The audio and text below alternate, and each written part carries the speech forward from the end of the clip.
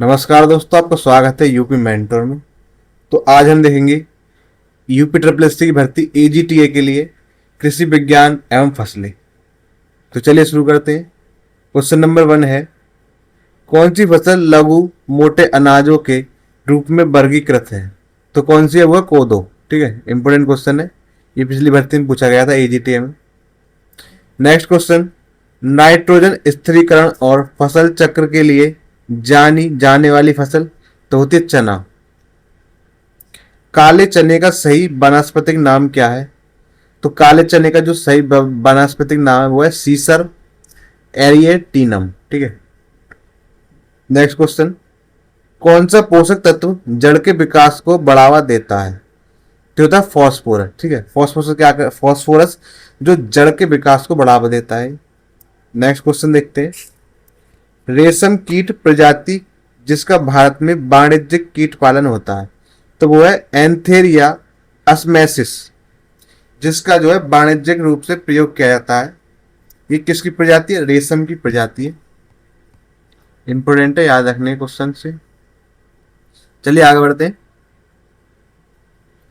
कृषि विज्ञान बीज तकनीक, यांत्रिकृत बुवाई के लिए बीजों को एक समान आकार देने की विधि क्या कहलाती है?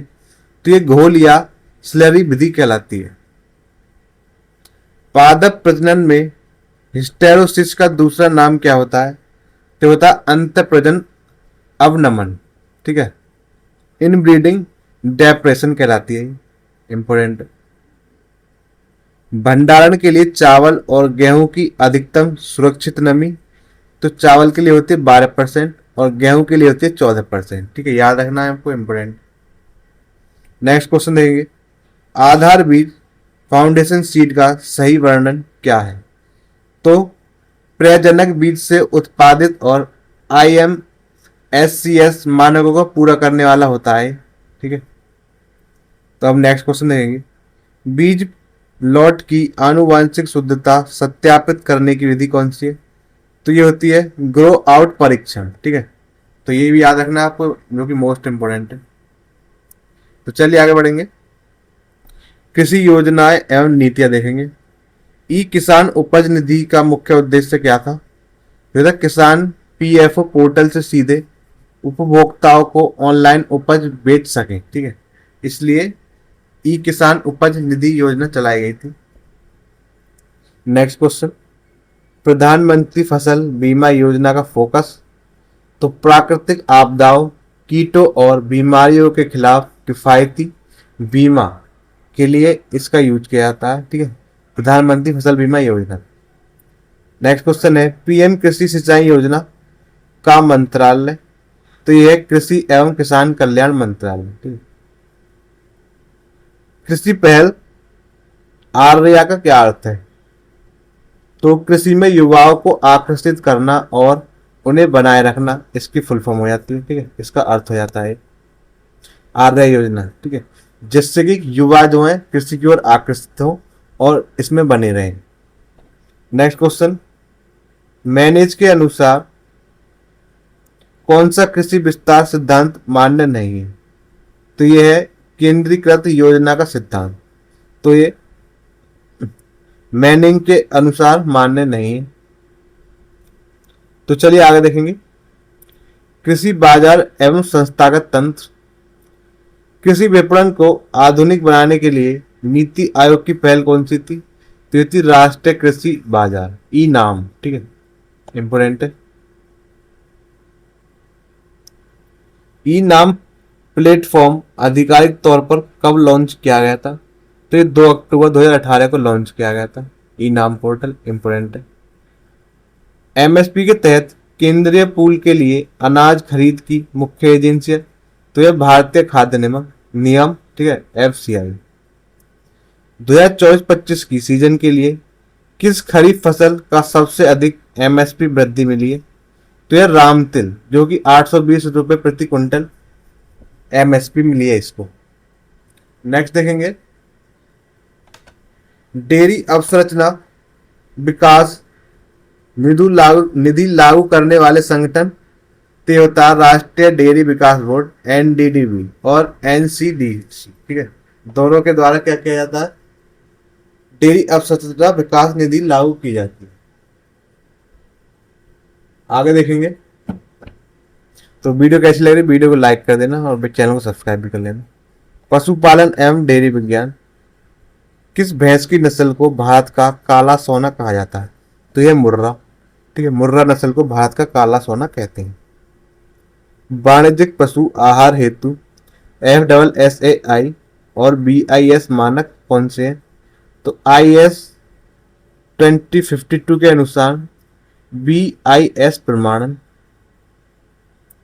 अब नेक्स्ट क्वेश्चन देखेंगे। NDDB द्वारा विकसित संतुलित राशन फॉर्मुलेशन सॉफ्टवेयर कौन सा है? तो वह पशु पोषण।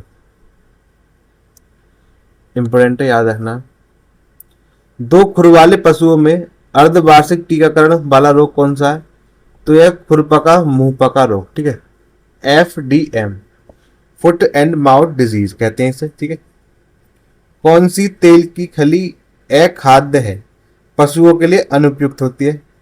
तो होते अरंडी, नीम, महुआ की खली। चलिए आगे देखेंगे। पादप रोग, कीट प्रबंधन एवं मृदा। तो गंदी बग किस फसल का पहचाना गया कीट है? तो होता है सरसों में, मस्टर्ड में पाया जाता है। Next question. बेसिलस थुरिएंजिसिस से किसे नियंत्रित किया जाता है? तो रूट नोट नेमाटोड को इससे जो है नियंत्रित किया जाता है। ठीक है, इंपोर्टेंट क्वेश्चन है, दोनों याद रखें। वर्षा की बूंदों की बमबारी से होने वाला मृदा अपरदन क्या कहलाता है? तो ये कहलाता है परत अपरदन। ठीक है, सीट इरोजन। नेक्स्ट क्वेश्चन देखेंगे। रिज टू वैली वन रोपण में जल संरक्षण दृष्टिकोण जो होता है ब्लॉक प्लांटेशन विधि द्वारा। जहरीले रसायनों वाले बीज कंटेनर बीज नियम 1968 पर चेतावनी दी जाती है। भोजन, चारे या तेल के प्रयोजन के लिए उपयोग ना करें। ठीक है, तो चलिए आगे देखेंगे। अब देखेंगे कंप्यूटर प्रोसेस, नेटवर्क एवं हार्डवेयर। IPv6 और IPv4 एड्रेस की लंबाई कितनी होती है? तो IPv6 की होती है 128 बिट्स और IPv4 की होती है 32 बिट्स। ठीक है, तो ये मोस्ट इंपोर्टेंट क्वेश्चन है। अब तक ये UPSSC की कम से कम 7-8 परीक्षाओं में पूछा जा चुका है। मैश वाईफाई का मुख्य लाभ क्या है? तो मैश वाईफाई पारंपरिक राउटर से बेहतर कवरेज, डेड जोन कम करता है। नेक्स्ट क्वेश्चन देखते हैं।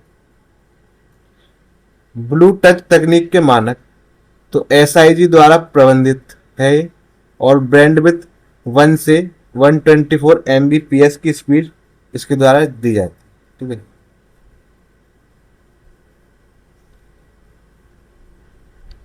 लिथियम आयन बैटरी की विशेषता देखेंगे। तो लिथियम आयन बैटरी की विशेषता, ये लैपटॉप मोबाइल में प्रयुक्त होती है और अत्यधिक ज्वलनशील भी होती है। विंडोज टास्कबार का उपयोग तो खुले अनुप्रयोगों ऐप्स के बीच शीघ्रता से स्विच करने के लिए विंडो टास्कबार का यूज किया जाता है कंप्यूटर में। ठीक है, नेक्स्ट देखेंगे। तो वीडियो अच्छी लगे तो वीडियो को लाइक जरूर कर देना, चैनल को सब्सक्राइब भी कर लेना। सॉफ्टवेयर और सुरक्षा। RAID तकनीक का क्या उपयोग है? तो ये कई ड्राइव में डेटा संग्रहित कर विश्वसनीयता बढ़ाता है और डेटा हानि रोकता है। फिर नेक्स्ट क्वेश्चन देखेंगे। जीरो डे वल्नरेबिलिटी क्या है? तो यह कमजोरी जिसका हमलावरों को पता लेकिन विक्रेताओं द्वारा पैच नहीं किया गया है। ठीक है, तो ये एक तरह का अटैक है, जो कि ऐसा अटैक है जो उसके जो विक्रेता होते हैं उनको पता भी नहीं पड़ पाता। जीरो डे मिलता है मतलब उसे सही करने में। ठीक है, नेक्स्ट क्वेश्चन। फायरवॉल का मुख्य कार्य तो सुरक्षा मापदंडों के आधार पर नेटवर्क ट्रैफिक को नियंत्रित करता है जो आते हैं और जाते हैं। ठीक है, दोनों। प्रॉक्सी सर्वर का प्राथमिक कार्य क्या होता है? तो जो प्रॉक्सी सर्वर है वो संवेदनशील उपयोगकर्ता डेटा को एन्क्रिप्ट और सुरक्षित करता है। एमएस वर्ड में हेडर और मेल मर्ज का उपयोग क्या होता है? तो हेडर शीर्ष पर सामग्री, मेल मर्ज कई लोगों को निजीकृत पत्र भेज सकता है। ठीक है, तो ये दोनों इसके सही आंसर हो जाएंगे इंपोर्टेंट में। चलिए नेक्स्ट क्वेश्चन देखते। फसलों के प्रकार, प्रिंटर और विशेषताएं देखेंगे। ठीक है, तो ये फसलों के प्रकार दिए गए और यहाँ प्रिंटर और उसके बारे में दिया गया। चावल तो अनाज फसल है एक प्रकार की। गन्ना जो है नकदी फसल है। मूंगफली तिलहन फसल है। जूट है रेशेदार फसल। ठीक है, अब देखते हैं इधर कंप्यूटर क्वेश्चन है। इंकजेट तो ये तरल स्याही का यूज करता है। ठीक है, लिक्विड स्प्रे के द्वारा इसमें वो प्रिंट किया जाता है। फिर है लेजर प्रिंटर, तो ये टोनर पाउडर उच्च गति होती है इसकी। ठीक है, टोनर पाउडर का यूज करता है और इसकी गति होती तेज होती है। नेक्स्ट है डॉट मैट्रिक्स प्रिंटर, तो ये पिन और स्याही रिबन के माध्यम से प्रिंट करता है कागज को। उसके बाद देखेंगे 3D प्रिंटर, तो ये भौतिक त्रिआयामी वस्तुओं को प्रिंट करने के लिए इसका यूज किया जाता है। ठीक है, इंपोर्टेंट है, सारे क्वेश्चन आए हुए हैं पिछली बार। ईमेल की विशेषता देखेंगे। ऑटो रेस्पॉन्ड, स्वचालित उत्तर देना। ठीक है, ऑटो रेस्पॉन्ड क्या करता है? ये ऑटोमेटिक उत्तर देता है। फिर है संग्रह, इनबॉक्स से हटाए बिना सुरक्षित करना। ठीक है, तो इनबॉक्स से हटाए बिना सुरक्षित करता है। तो चलिए आगे देखेंगे। 2011 की जनगणना के अनुसार उत्तर प्रदेश में सबसे कम साक्षरता वाला जिला तो वह गौतम बुद्ध नगर। जीरो पॉवर्टी उत्तर प्रदेश अभियान की विशेषता क्या है? तो एंड टू एंड डिजिटलीकरण और स्वचालित आरक्षित रेटिंग दी जाती है इसके द्वारा। नेक्स्ट देखते हैं, इलाहाबाद की संधि पर किस वर्ष हस्ताक्षर किए गए? तो 1765 में हस्ताक्षर किए गए थे। इंपोर्टेंट है। वर्तमान मूल्य पर 2024-25 में यूपी का अनुमानित सकल राज्य घरेलू उत्पाद GSDP तो ये रहा है 24.99 ट्रिलियन था। तो इंपोर्टेंट है, याद रखना। उन्नाव जिले का पूर्व नाम क्या था? तो ये था सवाई गोदो। ठीक है, उन्नाव का पूर्ण नाम सवाई गोदो था। चलिए आगे देखते हैं। उत्तर प्रदेश में कुष्ठ रोग पेंशन योजना के तहत मासिक राशि कितनी दी जाती है? तो ये दी जाती है 2000 रुपये महीने। थारू जनजातीय नृत्य उत्तर प्रदेश के किस क्षेत्र की सांस्कृतिक पहचान है? तो थारू जनजातीय नृत्य ये बुंदेलखंड में किया जाता है। उत्तर प्रदेश सरकार ने वैकल्पिक ऊर्जा विकास संस्थान का गठन कब किया था? तो 1993 में किया गया था। ठीक है, तो ये मुझे गलत लग रहा है, वैसे 1983 होना चाहिए। तो एक बार आप इनमें से मैच कर लेना गूगल करके। ठीक है, नेक्स्ट क्वेश्चन देखेंगे। शांति स्वरूप भटनागर पुरस्कार 2021 के विजेता जो कि यूपी के वैज्ञानिक थे, ये कौन रहे? तो ये रहे अरुण कुमार शुक्ला जी। ठीक है, नेक्स्ट क्वेश्चन है, साहित्य अकादमी पुरस्कार विजेता यूपी के उर्दू लेखक हैं, वो रहे हैं शमसुर रहमान फारूक। ठीक है, तो सारे ही इंपोर्टेंट क्वेश्चन है, पिछली बार AGTA में पूछे गए थे। आगे देखेंगे उत्तर प्रदेश व्यक्ति एवं खेल, तो उत्तर प्रदेश की पहली महिला राज्यपाल तो ये है सरोजिनी नायडू। बड़ा इमामबाड़ा कॉम्प्लेक्स का निर्माण किसने कराया? तो नवाब आसफुद्दौला के द्वारा कराया गया था। अब यहां देखते हैं खिलाड़ी और उनके खेल। तो अभिन श्याम गुप्ता ये बैडमिंटन से संबंधित है। आशीष कुमार जिम्नास्टिक्स से। भुवनेश्वर कुमार क्रिकेट से। और अनुराज सिंह ये शूटिंग से संबंधित है। ठीक है, तो याद रखने ही इंपोर्टेंट है। आगे देखेंगे सामान्य ज्ञान और विज्ञान। मनरेगा के तहत एक वित्तीय वर्ष रोजगार की गारंटी तो 100 दिन की दी जाती है मनरेगा के तहत, लेकिन जो BBG राम जी योजना आई है इसके रिप्लेस किया है इसको, मनरेगा को इसने, इसमें 125 दिन का रोजगार दिया जाएगा। ठीक है, और काम न मिलने पर 15 दिन तक काम न मिलने पर उसके बाद बेरोजगारी भत्ता भी दिया जाएगा। ठीक है, इंपॉर्टेंट है। लाल बहादुर शास्त्री के जीवन के बारे में सही तथ्य है। तो जय जवान जय किसान का नारा दिया था इन्होंने, सही है। और भारत के दूसरे प्रधानमंत्री थे। आनुवंशिकी के जनक के रूप में किसे जाना जाता है? तो वो है कार्ल कैरोलस लिनियस। इन्हें फादर ऑफ जेनेटिक्स कहते हैं। ठीक है। दूषित दूध के सेवन से मनुष्य में फैलने वाला जूनोटिक रोग कौन सा है? तो वो है गिल्टी रोग। ठीक है, याद रखना। कौन सी गैस ग्रीन हाउस प्रभाव में योगदान नहीं देती है? तो यह ऑक्सीजन। तो हमारे क्वेश्चंस पूरे हो चुके हैं अब। नमस्कार दोस्तों, आपका स्वागत है यूपी मेंटर में। तो हम आज पढ़ेंगे यूपी ट्रिपल एससी एजीटीए के लिए कृषि विज्ञान क्या रैपिड रिवीजन देखेंगे, जिसमें हमने 100 महत्वपूर्ण क्वेश्चंस लिए हैं। तो चलिए वीडियो को शुरू करते हैं। तो वीडियो को लाइक कर लेना और चैनल को सब्सक्राइब कर लेना। आगे बढ़ते हैं। कुक्कुट पालन, पोल्ट्री फार्मिंग, मुर्गी का वर्गीकरण देखेंगे। तो क्वेश्चन नंबर 1 है, भारतीय देसी नस्लें कौन सी है? तो कौन कौन सी है? ये है असील, जो कि उत्तर प्रदेश, मध्य प्रदेश और आंध्र प्रदेश में पाई जाती है। कड़कनाथ, जो कि मध्य प्रदेश में पाई जाती है। चीतागोंग और मीरी, ये असम में पाई जाती है। फिर है मेवारी, जो कि राजस्थान में पाई जाती है। और निकोबारी और उत्तरा, ये पाई जाती है उत्तराखंड में। ठीक है, इंपोर्टेंट है, याद रखना। आगे देखते हैं अमेरिकी नस्लें कौन सी है। तो अमेरिकी नस्लें कौन सी है?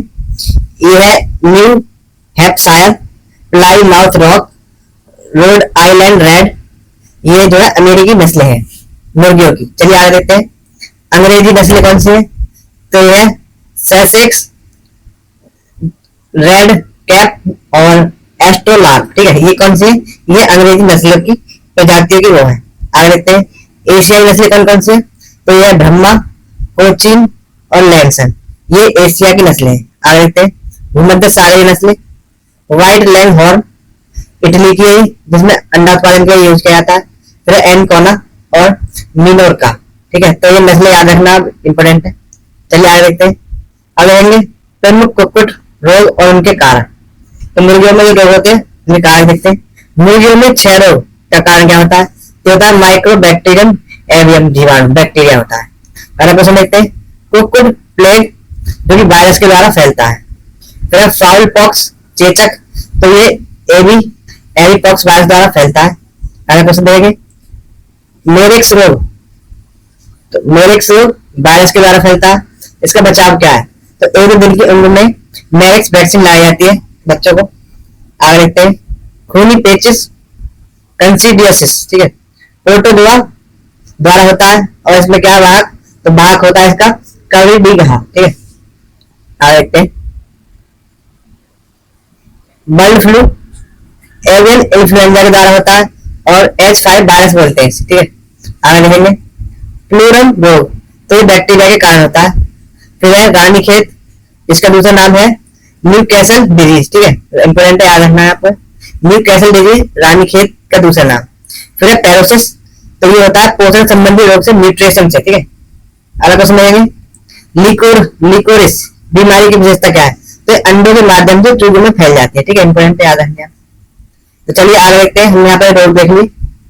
अब देखेंगे कुक्कुट पालन महत्वपूर्ण शब्दावली। तो 8 सप्ताह से 1 वर्ष आयु की मादा मुर्गी को क्या कहते हैं? तो उसे कहते हैं प्लेट। 8 सप्ताह की आयु के नर मादा बच्चे जो मांस हेतु होते हैं वो होते हैं बॉयलर। अगला क्वेश्चन देखते हैं 1 दिन का मुर्गी का बच्चा, ये कहता है चिक। अधिक निकट संबंधियों में प्रजनन, ये होता है अंतर प्रजनन, इंटरनल इनब्रीडिंग कहते हैं इसे। फिर खराब नस्ल का शुद्ध नस्ल के साथ संस्करण क्या कहलाता है? तो ये कहलाता है ग्रेडिंग अप, जर्दाबंदी। ठीक है, आगे देखते हैं पंख गिरना, पैरों का लड़खड़ाना क्या है? तो एक क्लच है, क्लच होना होता है। फिर निषेचन फर्टिलाइजेशन का स्थान, तो ये होता है अंडवाहिनी में। ठीक है, ओविडक्ट में। आगे देखते हैं। अब देखेंगे अंडे एवं उत्पादन, एग प्रोडक्शन स्टेट्स। अंडा सेना की अवधि कितनी होती है? ये होती है 21 दिन की हैचिंग। ठीक है, अंडे में सफेदी का प्रतिशत कितना होता है? तो होता है 32%। ठीक है, आगे देखते हैं निषेचित अंडे में भ्रूण कितने दिन जीवित रहता है? तो 23 दिन जीवित रह सकता है निषेचित अंडे में भ्रूण। फिर अगला क्वेश्चन एक अंडे से ऊर्जा प्राप्त कितनी होती है? तो 80 कैलोरी होती है।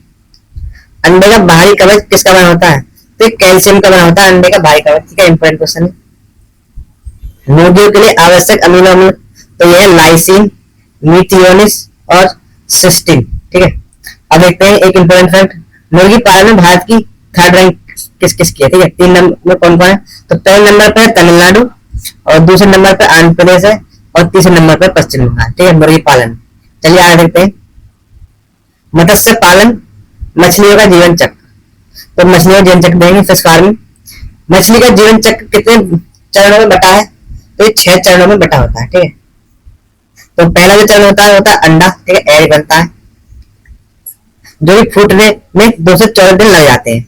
फिर अगला चरण होता है हैचिंग, अंडे फूटने के बाद छोटे शिशु होते हैं इसमें। फिर है स्पॉन, स्पॉन पानी में निषेचन की अवस्था को स्पॉन कहते हैं। फिर चौथा चरण है फ्राई, तो हैचिंग से विकसित होकर अलग होना क्या कहलाता है, फ्राई कहलाता है।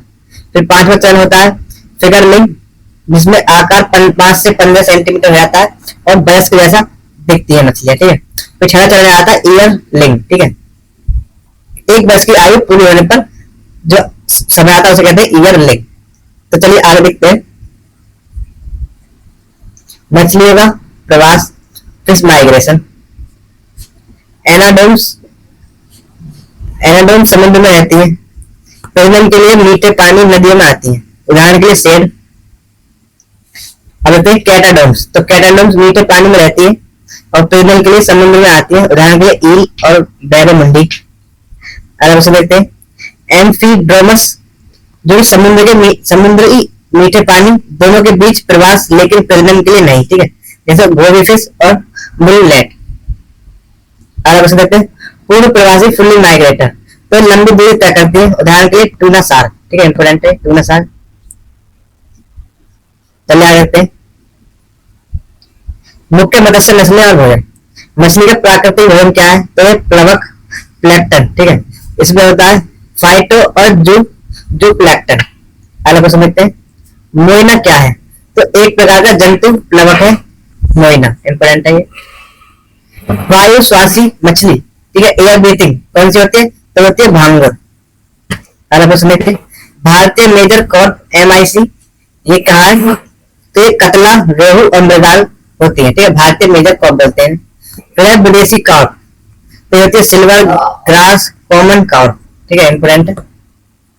अब देखते हैं ट्राउट मछलियां, तो ठंडे स्वच्छ व बहते पानी की मछली होती है और जिसका तापमान 5 डिग्री से 20 डिग्री तक होना चाहिए और पाई जाती है कहाँ पर, हिमालय के उत्तराखंड, जम्मू कश्मीर और हिमाचल प्रदेश में। मूल स्थान कहाँ है, तो यूरोप, उत्तरी अमेरिका इसका मूल स्थान है और ये मांसाहारी मछली होती है। ठीक, ट्राउट मछली। तो चलिए आगे देखते हैं जलीय वातावरण और गुणवत्ता। मछली पालन हेतु जलीय pH कितना होता है, तो होता है 6.5 से 8.5 के मध्य। ठीक है, इंपॉर्टेंट है। अब देखते हैं सामान्य जलीय ताप, तो ये 25 डिग्री से 35 डिग्री तक होना चाहिए सामान्य जलीय ताप। फिर जल की पारदर्शिता ट्रांसपेरेंसी कितनी होनी चाहिए, तो 8 से 15 सेंटीमीटर तक ट्रांसपेरेंसी होनी चाहिए। तो अगला क्वेश्चन देखते हैं मछलियों में बीमारियां प्राय किस कारण होती हैं, तो ग्राम नेगेटिव जीवों के कारण मछलियों में अधिकतर बीमारियां होती है। ठीक है, इंपॉर्टेंट है। चलिए आगे देखते हैं मत्स्य पालन विविध प्रकार। विज्ञान की भाषा में मछली पालन को क्या कहते हैं, तो पीसी कल्चर कहते हैं मछली पालन में, इंपॉर्टेंट है। सेलफिश फार्मिंग क्या है, इसमें कवच वाले जीव आते हैं जैसे केकड़ा, झींगा, श्रिम्प और प्रॉन। ठीक है, ये कवच वाले जो जीव आते हैं इसके फार्मिंग को कहते हैं सेलफिश फार्मिंग। ठीक है, इंपोर्टेंट क्वेश्चन है। अब देखते हैं मछली उपयोग में विश्व में प्रथम कौन सा है, तो वह जापान। मछली के तेल में प्रचुर विटामिन कौन सा होता है, विटामिन E होता है। ठीक है, इंपोर्टेंट है। मछली के शरीर में औसत प्रोटीन तो 15 से 20% तक प्रोटीन होता है मछली में। पीएम मत्स्य संपदा योजना की लागत कितनी है, तो ये 20,050 करोड़। ठीक है, तो वीडियो पसंद आए तो लाइक कर देना वीडियो को, चैनल को सब्सक्राइब जरूर कर देना। अब देखते हैं मधुमक्खी पालन, जैविक वर्गीकरण, एपीकल्चर। ठीक है, संघ, फाइलम, तो ये मधुमक्खी पालन आर्थ्रोपोडा में आता है। वर्ग कौन सी वर्ग में आता है, तो इंसेक्ट वर्ग में आता है, हेक्सापोडा में। ठीक है, अब देखते हैं गण, ऑर्डर, तो ऑर्डर होता है इसका हाइमेनोप्लेट्रा। ठीक है, हाइमेनोप्लेट्रा गण ऑर्डर में आता है। फिर कोलिया फैमिली, तो ये एपिडी कुल की होती है। ठीक है, मधुमक्खी। अब देखते हैं मधुमक्खी कैसा कीट है, तो एक तरह सामाजिक कीट है, इसमें अनिषेच जनन पाया जाता है। ठीक है, इंपोर्टेंट है। चलिए आगे देखते हैं। मधुमक्खियों की प्रमुख प्रजातियां, एपिस इंडिका, तो ये एशियन भारतीय जो कि भंवर मक्खी होती है, ठीक है, और ये 8 से 10 किलो शहद देती है प्रति वर्ष। फिर अगला क्वेश्चन देखते हैं, एपिस मेलिफेरा, तो ये एक तरह की यूरोपीय मधुमक्खी है जो कि सर्वाधिक शहद देती है, ठीक है, और ये 25 से 40 किलोग्राम प्रति वर्ष देती है शहद, और 1965 में पता चला था इसके बारे में। फिर एपिस मेलिपोना जो कि डंपर मधुमक्खी है, और इसमें डंक रहित है, ठीक है, इसमें डंक नहीं होता और बहुत कम शहद देती है जो कि। फिर एपिस डोरसाटा, ये रॉक भी है, पहाड़ों में पाई जाती है, हिल हनी भी कहते हैं इसे, ठीक है, सबसे बड़ी है और आक्रामक होती है, एग्रेसिव, और चट्टानों में रहती है। फिर एपिस फ्लोरिया, तो ये सबसे छोटी मक्खी होती है और आकार में सबसे छोटी होती है, ठीक है। चलिए आगे देखते हैं, तो इंपोर्टेंट है, याद रखना। अगर छत्ते का समाज, तो छत्ते में एक रानी होती है मधुमक्खी, इसका कार्य होता है केवल जनन का, रिप्रोडक्शन है, ठीक है, तो रिप्रोडक्शन कौन करता है, खाली जो रानी मक्खी होती है वो करती है। इसकी लंबाई 15 से 20 मिलीमीटर होती है और अपने जीवन में 15,000 अंडे देती है और मैथुन के लिए 3 दिन बाद अंडे देती है, ठीक है। तो आ जाते हैं वर्कर, तो इसमें वर्कर मक्खी भी होती है, ठीक है, ये बांझ मादाएं होती है। इनका कार्य क्या होता है, ये शहद पराग लाना, छत्ते की सफाई करना आदि काम करती है, श्रमिक वर्कर बीज, ठीक है। फिर होती है नर, ठीक है, नर मक्खी, ड्रोन भी कहते हैं। इनका कार्य क्या होता है, रानी मक्खी के साथ मैथुन करना, ठीक है। फिर मैथुन क्रिया कब होती है, तो उड़ते समय वाइल्ड फ्लाइंग के टाइम पर मैथुन क्रिया होती है। तो चलिए आगे देखते हैं, मधुमक्खी की शारीरिक संरचना। शरीर कितने भागों में बटा होता है मधुमक्खी का, तो 3 भागों में बटा होता है, सिर, हेड, वक्ष, थ्रोट, और उदर होता है एब्डोमेन, ठीक है, तो 3 भागों में होता है, सिर, वक्ष और उदर। फिर सिर पर कितने नेत्र होते हैं, तो एक जोड़ा संयुक्त नेत्र होते हैं, और कंपाउंड और मध्य पृष्ठ पर 3 सरल नेत्र होते हैं, ठीक है, इंपोर्टेंट है, याद रखना आपको। मुखांग कैसा होता है, तो रेतने वाला होता है, च्युइंग, ठीक है, एंड लैपिंग, सैंडिंग।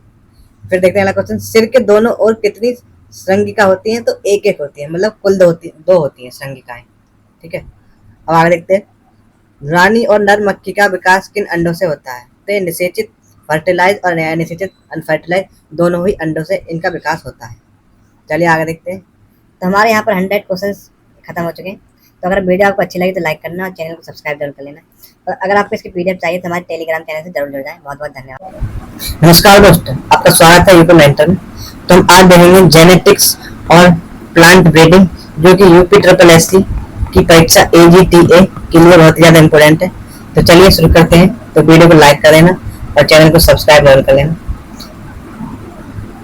मेंडल ने, पहले क्वेश्चन देखते हैं, मेंडल ने अपने संस्करण प्रयोग के लिए किस पौधे का उपयोग किया था?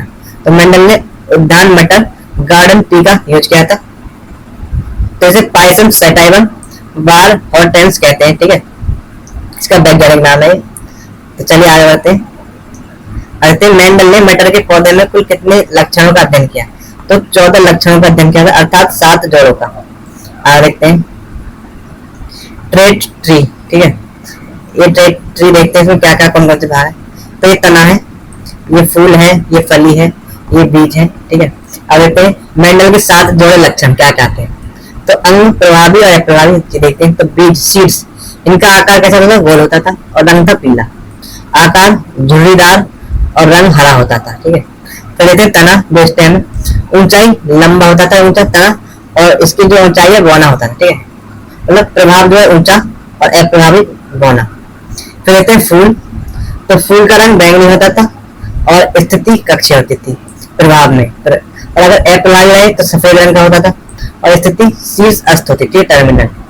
आ जाते हैं फली पॉड, तो रंग हरा, आकार फूली हुई, ठीक है, कैसे प्रभावी है उसमें, और अप्रभावी में रंग पीला जाता है और आकार सिकुड़ा हुआ होता है, ठीक है। तो ये 7 जोड़े के लक्षण है, ठीक है, याद रखने आपको। मेंडल ने मटर के किस लक्षण का अध्ययन नहीं किया था? तो पत्ती के आकारों का, लीव साइज का अध्ययन नहीं किया था, इंपोर्टेंट है, आपको याद रखना किसका अध्ययन नहीं किया था? तो पत्ती के आकार का अध्ययन नहीं किया था। तो चलिए आगे देखते हैं क्वेश्चन नंबर 5। मोनोहाइब्रिडिंग क्रॉस की F2 पीढ़ी का जीनोटिपिक अनुपात क्या है? तो होता है 1:1, ठीक है, एक संकर क्रॉस है जो कि, तो जीनोटिपिक अनुपात 3.1 होता है। चलो आगे देखते हैं। लॉ ऑफ सेग्रीगेशन को अन्य किस नाम से जाना जाता है? तो ये लोगों की शुद्धता का नियम भी कहते हैं इसे, ठीक है। Law of purity of gametes, important. आनुवंशिक अनुपात निकालने के लिए पननेट स्क्वायर का आविष्कार किसने किया था? तो किसने किया था? वैज्ञानिक थे आर पननेट ने, ठीक है, इंपोर्टेंट है। आगे देखते हैं मोनोहाइब्रिड क्रॉस अनुपात। तो क्रॉस का प्रकार है और फिनोटाइप और जीनोटाइप दे हैं। तो देखते हैं पूर्ण प्रभाविता कंप्लीट डोमिनेंस में क्या होता है? फिनोटाइप में 3:1 होता है और जीनोटाइप में 1:2:1 होता है। फिर है अपूर्ण प्रभाविता, जिसमें फिनोटाइप का जो अनुपात है 1:2:1 होता है और जीनोटाइप में भी 1:2:1 होता है, ठीक है, इंपोर्टेंट है। फिर है सह प्रभाविता को ऑर्डिनेंस में, तो फिनोटाइप में 1:2:1 होता है और सेम ही जीनोटाइप में होता है 1:2:1, ठीक है। तो याद रखना आपको केवल पूर्ण प्रभावित का फिनोटाइप अनुपात 3:1 होता है, जबकि बाकी का 1:2:1 होता है, ठीक है। याद रखना है आपको पूर्ण प्रभाविता वाला फिनोटाइप जिसका 3:1 होता है और बाकी 1:2:1 होते हैं, ठीक है। चलिए आगे देखते हैं। अब देखते हैं लक्षण और लक्षण एक साथ। तो केवल ऊंचाई लक्षण में केवल ऊंचाई लेते हैं और लक्षण एक साथ में रंग लेते हैं और आकार लेते हैं, ठीक है। और हाइब्रिडिंग क्रॉस हो जाता है। फिर हाइब्रिडिंग क्रॉस क्या है? द्विसंकर, जब दो लक्षणों को एक साथ अध्ययन किया जाता है, जैसे बीजों का आकार प्लस बीज का रंग, तो इसे क्या कहेंगे? हाइब्रिडिंग कहेंगे, ठीक है, इंपोर्टेंट है। फिर हाइब्रिडिंग क्रॉस का फिनोटिपिकल अनुपात क्या होता है?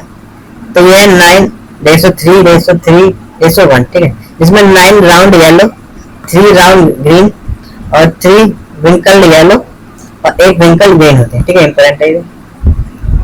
तो चलिए आगे देखते हैं। क्लोरोप्लास्ट या माइटोकॉन्ड्रिया के माध्यम से होने वाली वंशावृत्ति को क्या कहते हैं? तो इसे कोशिका द्रव्य वंशावृत्ति कहते हैं, ठीक है, साइटोप्लाज्मिक इनहेरिटेंस। चलिए आगे बढ़ते हैं। अगर साइटोप्लाज्मिक इनहेरिटेंस के अन्य नाम क्या है और क्यों? तो एक जनिकीय, ठीक है, यूनिपेरेंटल कहते हैं क्योंकि केवल एक पेरेंट के लक्षण आगे जाते हैं इसमें। फिर केंद्रक वह है एक्स्ट्रा न्यूक्लियर, क्योंकि जीन न्यूक्लियस के बाहर होते हैं, कहाँ पर? साइटोप्लाज्म, ठीक है। तो इसे एक जनीय कहते हैं, केंद्र तक बाहर कहते हैं और मात्रक कहते हैं, मैटरनल, क्योंकि मुख्य रूप से माँ के लक्षण ट्रांसफर होते हैं, इसलिए इसे मैटरनल भी कहते हैं, मात्रक, ठीक है। तो इंपोर्टेंट है, याद रखना। आगे देखते हैं। अब देखेंगे क्वेश्चन और उत्तर। कोशिका द्रव्य वंशावृत्ति की खोज किसने की? तो कोशिका द्रव्य वंशावृत्ति की खोज कार्ल कोरैक्स ने की थी, ठीक है, इंपोर्टेंट क्वेश्चन। फिर गेहूं के रंग में पॉलीजेनिक इनहेरिटेंट किसने सिद्ध किया? तो ये तो निकलसन एलन, ठीक है, इंपोर्टेंट। निकलसन एलन ने गेहूं के रंग में पॉलीजेनिक इनहेरिटेंस को सिद्ध किया था। अगला क्वेश्चन है law of homologous series of variation of centre of origin का सिद्धांत किसने दिया? तो ये थे एन.आई. वाली लॉ, ठीक है, एन.आई. वाली लॉ, इंपोर्टेंट। चलिए आगे देखते हैं। एक जीन बराबर एक इकाई। तो अब देखते हैं, जब एक अकेली जीन कई लक्षणों को नियंत्रित करती है तो उसे प्लियोट्रॉपी कहते हैं, ठीक है, प्लियोट्रॉपी कहते हैं। उदाहरण के लिए एक होशियार बच्चा जो सारे विषय खुद पढ़ता है, ठीक है, इंपोर्टेंट याद रखना। जब बहुत सारी जीन्स मिलकर केवल एक लक्षण को नियंत्रित करती है तो इसे पॉलीजेनिक कहते हैं। उदाहरण के लिए एक बच्चे को पढ़ाने के लिए कई टीचर लगे हों। पहला क्वेश्चन है जब एक जीन दूसरी जीन के प्रभाव से छिपा या दबा होता है, ठीक है, दबाया छिपा देती है एक जीन दूसरे जीन के प्रभाव को, तो इसे एपिस्टेटिस कहते हैं, ठीक है, इंपोर्टेंट है। एपिस्टेटिस में क्या होता है? जब एक जीन दूसरे जीन के प्रभाव को छिपा देता है। चलिए आगे देखते हैं। तो हमारे यहाँ पे 100 क्वेश्चन कंप्लीट हो गए। तो अगर वीडियो अच्छी लगी तो लाइक करें ना, चैनल को सब्सक्राइब कर देना, चैनल को सब्सक्राइब कर देना। चलिए देखते हैं दलहनी फसलें मटर और चना। तो मटर की लीफलेस उन्नत प्रजाति कौन सी है? तो यह है अपर्णा, ठीक है, इंपोर्टेंट क्वेश्चन है। अपर्णा कैसी प्रजाति है मटर की? लीफलेस, पत्ती रहित, ठीक है, बिना पत्ती। अगला क्वेश्चन मटर की सबसे जल्दी पकने वाली प्रजाति कौन सी है? तो यह हरभजन, ठीक है, सबसे जल्दी पक जाती है। अगला क्वेश्चन देखेंगे मटर की पाउडरी मिल्ड्यू प्रतिरोधी किस्म कौन सी है? तो यह है अर्का अजीत, ठीक है। अगला क्वेश्चन देखेंगे हिसार हरित और हिसार ललित क्रमशः किसकी प्रजातियां हैं? तो ये हिसार ललित है मटर की और हिसार ललित है टमाटर की, ठीक है। हिसार हरित, ठीक है, हरित जो है मटर की है और हिसार ललित है टमाटर, ठीक है। ललित मतलब ऐसे याद रखें लाल, ठीक है, टमाटर, और हरी मटर होती है, ठीक है। चलिए आगे देखते हैं। चने के पछेती और असिंचित क्षेत्र के लिए सबसे अच्छी प्रजाति कौन सी है? तो यह सी 235, ठीक है। चलिए आगे देखते हैं। चने की उकटा रोग प्रतिरोधक किस्म कौन सी है? तो वह अवरोधी। Important question. काबुली चने की प्रमुख प्रजातियां कौन सी हैं? तो वह GNG 129, गिरनार और सदाबहार, ठीक है। ये तीनों ही काबुली चने की प्रमुख प्रजातियां हैं, ठीक है। इंपॉर्टेंट है ये क्वेश्चन। अगला क्वेश्चन देखते हैं। चने की प्रजाति RCG 896 का दूसरा नाम क्या है? तो इसका ही दूसरा नाम क्या है? अपर्णा, अर्पण, ठीक है। क्या है? अर्पण। चलिए आगे देखते हैं। अब देखेंगे फसलों का राजा आम, फलों का राजा। कुल खाद्यान्न और आम उत्पादन में प्रथम राज्य कौन सा है? तो वह उत्तर प्रदेश, ठीक है। आम में फलन का समय क्या होता है? तो ये मई से जुलाई के बीच क्या होते हैं? फल आते हैं आम पर। आम में अनियर ग्राफ्टिंग का उपयुक्त समय क्या है? तो यह मार्च अप्रैल से अगस्त तक। आम में सामान्य पौधरोपण की दूरी कितनी होती है? तो ये होती है 10x10 मीटर, ठीक है। आगे देखते हैं। उत्तरी क्षेत्र की प्रमुख आम की प्रजातियां कौन सी हैं? तो ये दशहरी, चौसा, लंगड़ा, केसर और बॉम्बे ग्रीन, ठीक है। ये क्या आम की प्रजाति है जो उत्तर में है, ठीक है। फिर देखते हैं दक्षिण क्षेत्र की प्रमुख आम की प्रजातियां कौन सी हैं? तो यह है नीलम, तोतापुरी, स्वर्ण रेखा और बैगन पल्ली, ठीक है। ये दक्षिण की है और ये उत्तर की है। इंपॉर्टेंट है। आम का फलन प्रतिशत कितना होता है? तो ये कितना होता है? होता है 0.01%। आम के भंडार के लिए उपयुक्त तापमान और आर्द्रता क्या है? तो ये कितनी है? ये 12.60 डिग्री सेल्सियस या 13 डिग्री, ठीक है। और 85 से 90% आर्द्रता होनी चाहिए इसकी, ठीक है। चलिए आगे देखते हैं। तब देखेंगे हम प्रमुख सब्जियां, पत्ता गोभी और बैंगन। प्राइड ऑफ इंडिया किसकी प्रजाति है? तो ये पत्ता गोभी कैबेज की प्रजाति है, प्राइड ऑफ इंडिया। पत्ता गोभी की ब्लैक रॉट प्रतिरोधी किस्म कौन सी है? तो वह पूसा मुक्ता, ठीक है, मुक्ता, पूसा मुक्ता ब्लैक रॉट की प्रतिरोधी किस्म की प्रजाति है। अगला क्वेश्चन देखेंगे। पत्ता गोभी में एंटी कैंसर गुण किस तत्व के कारण होता है? तो होता है इंडोल 3 कार्बिनोल के द्वारा, ठीक है। अगला क्वेश्चन देखेंगे। पत्ता गोभी का पुष्पक्रम क्या कहलाता है? तो एक केटकैन कहलाता है, ठीक है, कैटकैन। पत्ता गोभी के फल का प्रकार क्या होता है? तो होता है सिलुकुआ, ठीक है। जो फल का प्रकार है कैसा होता है? सिलकुआ होता है। बैगन की सबसे अधिक उपज देने वाली प्रजाति कौन सी है? तो है अर्का नवनीत, ठीक है। ये क्या सबसे ज्यादा फल देती है ये प्रजाति बैगन की है। और बैगन की विल्ट रोग प्रतिरोधी किस्म कौन सी है? कौन सी है? तो है फ्लोरिडा मार्केट, ठीक है। अगला क्वेश्चन देखेंगे। बैगन में निमेटोड प्रतिरोध प्रजाति कौन सी है? तो ये ब्लैक ब्यूटी, ठीक है। इंपॉर्टेंट क्वेश्चन है। पूसा भैरव, अन्ना मलाई किसकी प्रजातियां हैं? तो ये बैगन की ही प्रजातियां हैं, पूसा भैरव और अन्ना मलाई, ठीक है। चलिए आगे बढ़ते हैं। श्री अन्न मोटे अनाज, ठीक है। मोटे अनाज को हम क्या कहते हैं? श्री अन्न भी बोलते हैं। मिलेट्स, फॉक्सलेट मिलेट्स का दूसरा नाम क्या है? तो ये कांगनी, ठीक है, फॉक्सलेट मिलेट्स। अगला क्वेश्चन देखते हैं। जापानी बाजरा का वानस्पतिक नाम क्या है? तो यह है इचिनोक्योलोवा, ठीक है, एस्टुकुलेटा, ठीक है, याद रखना इस नाम। भारत का मिलेट्स अनुसंधान निदेशालय कहाँ है? तो ये राजस्थान में, ठीक है, क्योंकि राजस्थान में ज्यादातर बाजरा होता है।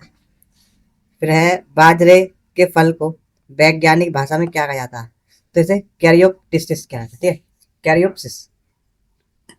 बाजरे के लाइन रोपाई का श्रेय किस वैज्ञानिक को जाता है? तो ये कौन है? ये RC गौतम, ठीक है, इंपोर्टेंट। दीप्ति बाध्यता के आधार पर बाजरा किस प्रकार का पौधा है? बाजरा तो वह शॉर्ट डे प्लांट, ठीक है, ये थोड़े दिन में हो जाता है। तो बाजरा शॉर्ट डे प्लांट है। ज्वार की वृद्धि के लिए उपयुक्त तापमान कितना होता है? तो होता है 25 डिग्री से 30 डिग्री के बीच, ठीक है, ज्वार की उपयुक्त वृद्धि के लिए तापमान। फिर रागी, जिसे फिंगर मिलेट्स भी कहते हैं, इसका प्रमुख और खतरनाक रोग कौन सा है? तो रागी में लगता है ब्लास्ट रोग, ठीक है। रागी का उत्पत्ति स्थान कहाँ माना जाता है? तो अफ्रीका का पौधा है रागी। तो वीडियो पसंद आई है तो वीडियो को लाइक जरूर कर देना और शेयर भी कर देना। मुख्य अनाज मक्का। वह प्रथम फसल कौन सी है जिनके जीनोम का अनुक्रमण किया गया? तो ये कौन सी है? मक्का ही है। मक्का किस प्रकार का पौधा है? तो ये C4 और डे न्यूट्रल प्लांट है एक तरह का। आगे देखते हैं। मक्के के मादा पुष्प को क्या कहते हैं? तो इसे सिल्क कहते हैं, ठीक है। मक्के में कार्बोहाइड्रेट और वसा की मात्रा कितनी होती है? तो कार्बोहाइड्रेट की मात्रा 66% और वसा की मात्रा होती है 3.6 से 4% तक, ठीक है। मक्के में पौधे को सहारा देने वाली जड़ों को क्या कहते हैं? तो इन्हें एरियल जड़ें कहते हैं। ठीक है, ये जो जड़ें हैं मक्के को सहारा देने वाली, ये क्या कहलाती है? सहारा देने वाली एरियल जड़ कहलाती है। मक्के में कौन से अमीनो अम्ल प्रचुर मात्रा में पाए जाते हैं? तो लाइसिन और ट्रिप्टोफैन। ठीक है, कौन से? लाइसिन और ट्रिप्टोफैन पाए जाते हैं। मक्के की अगेती कटाई बुआई के कितने दिन बाद की जाती है? तो ये 70 से 80 दिन बाद की जाती है। Important question. मक्के के लिए सबसे उपयुक्त खरपतवारनाशी कौन सा है? तो ये सिमाजीन या एस्ट्राजीन है। ठीक है, इंपॉर्टेंट है ये। सबसे मीठी मक्का का वानस्पतिक नाम क्या है? तो ये जिया मेज सैकेराइट। ठीक है, इंपॉर्टेंट है। सबसे मीठी मक्का है, ठीक है, सिया मेज सैकेराइट। तो चलिए आगे देखते हैं। मुख्य अनाज गेहूं। कल्याण सोना गेहूं की कैसी किस्म है? तो ये डबल जीन ड्वार्फ दो जीनी बौनी। ठीक है, दो दो जीनी बौनी किस्म है कल्याण सोना। फिर अर्जुन, अर्जुन नामक गेहूं की किस्म का वैज्ञानिक कोड क्या है? तो यह है SD। ठीक है, SD 2009। आगे देखते हैं। HD 2009 है। ठीक है,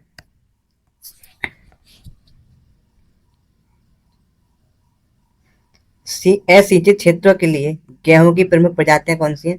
तो वह कुंदन और मुक्ता। ठीक है, अगला क्वेश्चन। सबसे अच्छी चपाती बनाने के लिए गेहूं की कौन सी किस्म उपयुक्त है? तो वह WH 147। पछेती बुआई के लिए उपयुक्त गेहूं की किस्म कौन सी है? तो वह है GW 173। ठीक है, पछेती बुआई के लिए उपयुक्त है। भारत की दूसरी प्रमुख खाद्यान्न फसल कौन सी है? तो यह है गेहूं। ठीक है, दूसरे नंबर पर गेहूं सबसे ज्यादा खाया जाता है। गेहूं में कौन सी प्रजाति उत्परिवर्तन की किस्म है? ठीक है, म्यूटेशन की। तो वह सरवती सोना क्या है? प्रजाति उत्परिवर्तन की किस्म है ये। आगे राज 3765 और लोकवन किसकी उन्नत प्रजातियां हैं? तो ये गेहूं की ही उन्नत प्रजातियां। ठीक है, याद रखना इंपॉर्टेंट है। चलिए आगे देखते हैं। धान की खेती भाग है। सीता किसकी उन्नत किस्म है? तो सीता चावल या धान की ही एक उन्नत किस्म है। धान में हलिंग प्रतिशत सामान्य कितना होता है? तो कितना होता है हलिंग? ये होता है 65 से 66% तक। ठीक है, इंपॉर्टेंट है। धान की सीधी बुआई के लिए उपयुक्त किस्में कौन सी हैं? तो धान की सीधी बुआई के लिए कावेरी, बाला और गोविंद। ठीक है, ये तीनों ही किस्में उपयुक्त हैं। धान की उत्परिवर्तन प्रजाति कौन सी है? तो यह जगन्नाथ। ठीक है, इंपॉर्टेंट है। सबसे अधिक प्रोटीन वाली धान की किस्म कौन सी है? तो ये साबरमती है। ठीक है। विटामिन ए से भरपूर धान की प्रजाति कौन सी है? तो ये गोल्डन राइस। ठीक है, इसमें विटामिन ए बीटा कैरोटीन भर भर के होता है। विश्व की पहली संकर बासमती किस्म कौन सी है? तो ये है PRH 10। ठीक है, कौन सी? PRH 10। धान की कौन सी किस्म उथले जल के लिए उपयुक्त है? तो कौन सी? पद्मा और जगन्नाथ उथले जल के लिए उपयुक्त होती है। चलिए आगे देखते हैं। धान की खेती भाग दो। अस, अमन और बोरो। ठीक है, ये धान की वो है फसल। तो इनके जो बुआई और कटाई के जो टाइम है ये दिख रहे हैं। ठीक है, बुआई कब होती है इसकी? अप्रैल मई में। कटाई सितंबर अक्टूबर में जाती है। ठीक है, और अमन, अमन की बुआई जून जुलाई में और कटाई नवंबर दिसंबर में होती है। बोरो, बोरो की बुआई होती है नवंबर दिसंबर और कटाई मार्च अप्रैल में जाती है। ठीक है, तो चलिए आगे देखते हैं। यही इन क्वेश्चनों में दिया गया है। ठीक है, तीनों तो हमने यहाँ पढ़ लिया। आगे देखते हैं 63वां क्वेश्चन। धान की कौन सी किस्में रबी और खरीफ दोनों मौसमों में उगाई जा सकती है? तो राजेश्वरी और हेमा, ये खरीफ और रबी दोनों ही मौसम में उगाई जा सकती है। ठीक है, अगला क्वेश्चन देखते हैं। धान की क्षारीय भूमि के लिए उपयुक्त किस्म कौन सी है? तो है IR 2। ठीक है, ये धान की क्षारीय भूमि के लिए उपयुक्त है। तारा बासमती किस्म की प्रमुख विशेषता क्या है? तो उबलने पर दाना डबल हो जाता है। ठीक है। भारतीय संकर धान के जनक किसे कहा जाता है? तो ये सिद्दीकी जी थी। इंपोर्टेंट क्वेश्चन है। भारतीय संकर धान के जनक है सिद्दीकी जी। धान की किन प्रजातियों में ब्लास्ट और भूरा पत्ती धब्बा रोग नहीं लगता? तो ये साबरमती, बाला और कृष्णा। ठीक है, तीनों में भूरा धब्बा नहीं लगता। चलिए आगे देखते हैं। तो वीडियो को लाइक जरूर कर देना और चैनल को सब्सक्राइब भी कर लेना। प्रमुख तिलहन और ऊर्जा फसलें। तिलहनी प्रौद्योगिकी मिशन की शुरुआत कब की गई? तो 1986 में की गई थी। सरसों की किस्म पूसा जय किसान का दूसरा नाम क्या है? तो यह बायो 902। ठीक है। विश्व की पहली संकर सरसों की किस्म कौन सी थी? तो यह NRCHB 506। ठीक है, इंपोर्टेंट है। फिर मूंगफली में फैलने वाली प्रजाति की बीज दर क्या है? तो यह 60 से 80 किलोग्राम प्रति हेक्टेयर में। ठीक है, आगे क्वेश्चन देखते हैं। मूंगफली में गुच्छेदार प्रजाति की बीज दर क्या है? तो यह 80 से 100 किलोग्राम प्रति हेक्टेयर। अगला क्वेश्चन देखेंगे। इथेनॉल उत्पादन के कारण ऊर्जा फसल के नाम से किसे जाना जाता है? ठीक है, एनर्जी क्रॉप। तो गन्ना को हम क्या जानते हैं इथेनॉल के उत्पादन से? ठीक है, इससे इथेनॉल का उत्पादन होता है गन्ने से। तो इसीलिए हम इसे क्या एनर्जी क्रॉप के नाम से जानते हैं, ठीक है, इंपॉर्टेंट है। गन्ने की संजीवनी प्रजाति का वैज्ञानिक कोड क्या है? तो वह CO7219, ठीक है, CO7219। बीजे मसालों में सर्वाधिक उत्पादन किस मसाले का होता है? तो धनिया का होता है, ठीक है, कोरिएंडर का, ठीक है, इंपॉर्टेंट है। चलिए आगे देखते हैं। रेशम कीट पालन। तो रेशम कीट पालन को क्या कहा जाता है? तो इसे सेरीकल्चर कहते हैं, ठीक है। शहतूश की खेती को वैज्ञानिक भाषा में किस नाम से जाना जाता है? तो इसे मोरिकल्चर कहते हैं। शहतूश की खेती को क्या कहते हैं? मोरिकल्चर। रेशम कीट किस प्रकार का जीव है? तो किस प्रकार का है? एलिंग, ठीक है, यूनिसेक्सुअल है और मोनोसियस, इंपॉर्टेंट है। रेशम कीट की सर्वाधिक मैथुन क्रिया किस माह में करते हैं? तो जुलाई और अगस्त में करते हैं, ठीक है। रेशम कीट का संपूर्ण जीवन चक्र लगभग कितने दिनों में पूरा होता है? तो 56 दिन, 50 से 56 दिन लग जाते हैं इसमें, ठीक है। रेशम कीट के प्रत्येक कोकून पर लगभग कितना लंबा तंतु लिपटा होता है? तो ये जो होता है 1000 से 1500 मीटर तक का तंतु लिपटा होता है, ठीक है, एक कोकून। अब आगे देखते हैं। शाक और झाड़ियों के अध्ययन को क्या कहा जाता है? तो क्या कहा जाता है? अर्बोरिकल्चर, ठीक है। इसको शाक और झाड़ियों के अध्ययन में क्या कहते हैं? इंपॉर्टेंट है, अर्बोरिकल्चर कहते हैं। रेशम कीट के अंडे मुख्य रूप से किस पेड़ की पत्तियों पर पाए जाते हैं? तो शहतूश की पत्तियों पर पाए जाते हैं, ठीक है, इंपॉर्टेंट है। तो चलिए आगे देखते हैं। रेशम कीट की शारीरिक संरचना देखेंगे, ठीक है। तो देखो इसमें दिखाया गया है, ये सिर है इसका, ये वक्ष है, थ्रोट, ये उदर है, ठीक है, और ये वक्ष है, ठीक है। तो इस तरह की संरचना होती है इसकी। रेशम कीट की शरीर मुख्य रूप से किन भागों में विभाजित होता है? तो सिर, वक्ष और उदर, ठीक है, 3 भागों में विभाजित होता है। रेशम कीटम के कैटरपिलर का शरीर कुल कितने खंडों का बना होता है? तो 13 खंड सेगमेंट्स का बना होता है, ठीक है। कैटरपिलर के शरीर पर कितनी जोड़ी प्रजनन ग्रंथियां पाई जाती है? तो 15 जोड़ी प्रजनन ग्रंथियां पाई जाती हैं इसमें। फिर है कैटरपिलर अपने संपूर्ण जीवन काल में कितनी बार निर्मोचन करता है? तो ये 4 बार करता है। फिर है कैटरपिलर के सिर पर कौन सा मुखांग पाया जाता है? तो ये मैंडिबल युक्त होता है, ठीक है, कैसा होता है? मैंडिबल युक्त होता है। कैटरपिलर के सिर के दोनों ओर कौन सी ग्रंथियां स्थित होती है? तो ये रेशम ग्रंथियां होती है, ठीक है, कैटरपिलर के ऊपर क्या होती है? रेशम ग्रंथियां। आगे देखते हैं। नवजात कैटरपिलर की लंबाई कितनी होती है? तो ये 6 मिलीमीटर लंबा हो सकता है। रेशम कीट के अंडे सामान्यतः किस रंग के होते हैं? तो ये पीले रंग के होते हैं, जो रेशम कीट होता है ना, इसके अंडे पीले रंग। चलिए आगे देखते हैं। अन्य महत्वपूर्ण तथ्य है जई, रागी और जौ। जई जिसे ओट्स भी बोलते हैं, जई के लिए पानी की कुल आवश्यकता कितनी होती है? तो 400 से 500 mm, ठीक है, इसके लिए पानी की आवश्यकता होती है। कैंट, कॉचमैन और अल्जीरिया किस फसल की मुख्य प्रजातियां हैं? तो ये जई, ओट्स की। चीनी का वानस्पतिक नाम क्या है? तो पेनिकम मिलियसियम, ठीक है। क्रॉस मिलेट्स जो है, चीन नहीं, चीना, ठीक है। चीना का वानस्पतिक नाम पेनिकम मेलियसियम है, ठीक है। चीना में गुणसूत्रों की संख्या कितनी होती है? तो 2n बराबर 36, ठीक है। फिर झूठा अनाज, सीडो सीरियल्स के अंतर्गत कौन सी फसलें आती हैं? तो बकवीट, ठीक है, और चौलाई किस प्रकार के हैं? ये झूठे अनाज के अंतर्गत आते हैं, इंपॉर्टेंट है ये क्वेश्चन, ठीक है, मोस्ट इंपॉर्टेंट। रागी मडुआ की सामान्य बीज दर कितनी होती है? तो 8 से 10 किलोग्राम प्रति हेक्टेयर होती है, ठीक है, इंपॉर्टेंट है। अब देखते हैं। जौ बेरली की छिलका रहित और 6 पंक्ति वाली प्रजाति कौन सी है? तो यह हॉर्डियम बल्गेयर वेराइटी, जिनमें आरवेज, ठीक है। तो चलिए आगे देखते हैं। प्रमुख बीज दरें। तो मक्का की विभिन्न प्रकार की बीज दरें देखते हैं।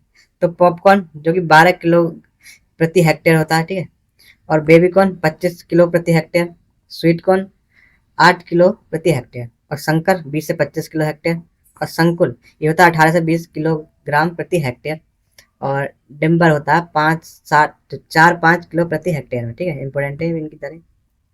धान, पत्ता गोभी और बाजरा की प्रमुख बीज दरें क्या है? तो देखते हैं।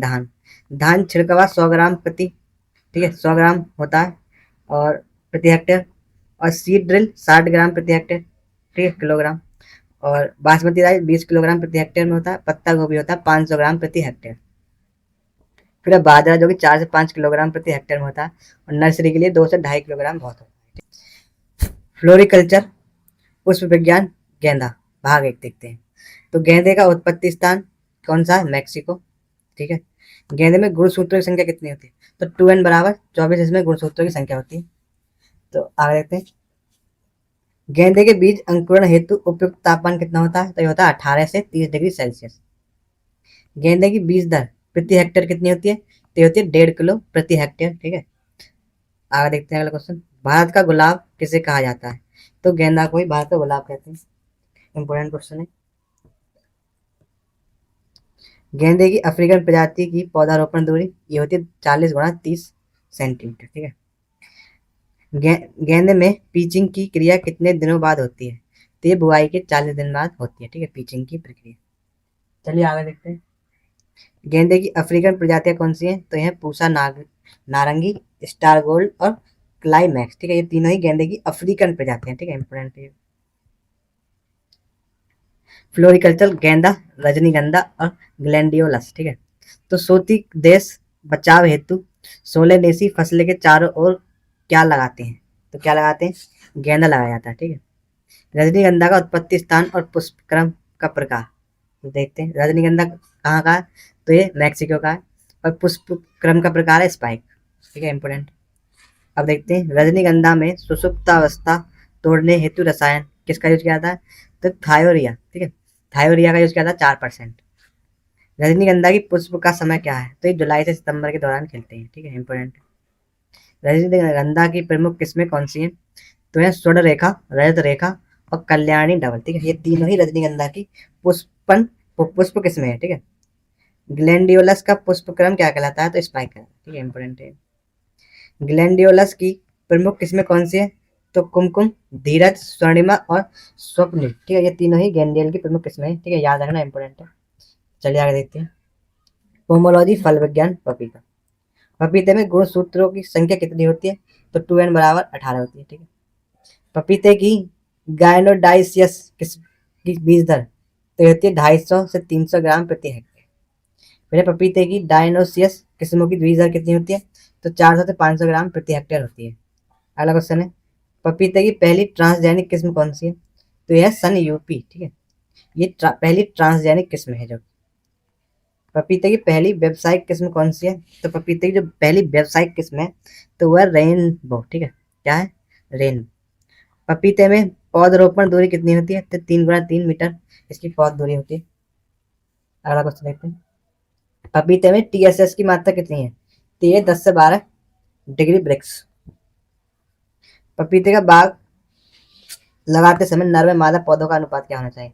तो 10% नर और 90% मादा होना चाहिए। तो चलिए आगे देखते हैं। पोमोलॉजी पपीता और आम। ट्री मेलन या बैकयार्ड फ्रूट किसे कहते हैं? तो पपीता को ट्री मेलन या बैकयार्ड फ्रूट कहते हैं। इंपोर्टेंट है। पपीते में कौन सा विटामिन सर्वाधिक होता है? तो विटामिन ए होता है। ठीक है,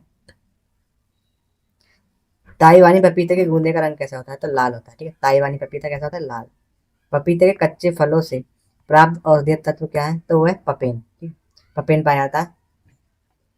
आम की बीज रहित किस्म कौन सी है? तो यह सिंधु। ठीक है, कैसी है? इसमें बीज नहीं होता। बीज रहित किस्म है आम की, सिंधु। इंपोर्टेंट है। फलों का राजा किसे कहा जाता है? तो आम कहा जाता है। बच्चों बच्चों को पता है। बहुभ्रूणीय आम की किस्में। ठीक है, तो कौन सी है? बप्पा काई, ओलूल और निरंजन। ठीक है, तीनों ही बहुकिस्मीय आम की बहुकिस्मीय फसलें हैं। ठीक है, चलिए आगे किस्में हैं, आगे देखते हैं। पोमोलॉजी आंवला और खजूर। आंवले का कुल क्या है? ठीक है, कुल क्या है आंवले का? तो ये कौन से कुल का है आंवला? तो ये यूफोरबिएसी। ठीक है, कुल का है। फिर आंवले के पुष्प क्रम का प्रकार तो सोलेट्री पुष्प क्रम है। आंवले में कसेलापन किस कारण होता है? ठीक है, इंपोर्टेंट क्वेश्चन। तो टैनिन के कारण आंवले में कैसा होता है? कसेलापन होता है। अगला क्वेश्चन देखते हैं। 21वीं सदी का फल या अमृत फल किसे कहा जाता है? तो आंवला को 21वीं सदी का फल या अमृत फल कहते हैं। आंवले की प्रमुख किस्में कौन सी हैं? तो ये है चकेया, कृष्णा, कंचन और बनारस। ठीक है, तीनों चारों ही ये आंवले की प्रमुख किस्में। ठीक है, इंपोर्टेंट क्वेश्चन। आंवले में प्रूनिंग का उपयुक्त समय तो यह फरवरी से मार्च। खजूर अनुसंधान केंद्र कहाँ स्थित है? तो ये बीकानेर में। ठीक है, इंपोर्टेंट। खजूर में शर्करा की मात्रा तो होती है 60 से 65%। ठीक है, शर्करा कितनी होती है? 60 से 65। खजूर के फलों को किस अवस्था पर तोड़ा जाता है? तो डोका की अवस्था पर तोड़ लिया जाता है खजूर के फलों को। खजूर का पुष्प क्रम क्या है? तो है स्पेडिक्स। ठीक है, क्या है? स्पेडिक्स खजूर का पुष्प क्रम है। छुआरा बनने हेतु खजूर की उपयुक्त किस्म कौन सी है? तो वह खदावरी। इंपोर्टेंट है। तो चलिए आगे देखते हैं। पोमोलॉजी बियर, नींबू और अन्य तत्व।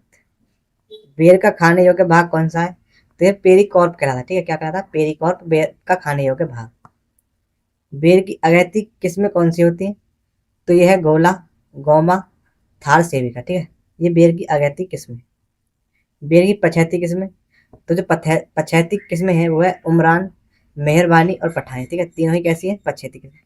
फिर है गौमा कीर्ति, किस फसल किस्में है? तो ये बेर की है, गौमा कीर्ति। अगला क्वेश्चन देखेंगे, साइट्रस फलों का अध्ययन क्या कहलाता है? सिट्रस फलों का अध्ययन तो सिट्रिकल्चर कहलाता है, ठीक है। खट्टे फल होते हैं। भारत का राष्ट्रीय अचार, नेशनल पिकल किसका बनता है? तो बनता है नींबू का, ठीक है। इंपोर्टेंट क्वेश्चन है। भारत का राष्ट्रीय अचार नींबू का बनता है। नींबू वर्गीय फलों का प्रकार क्या है?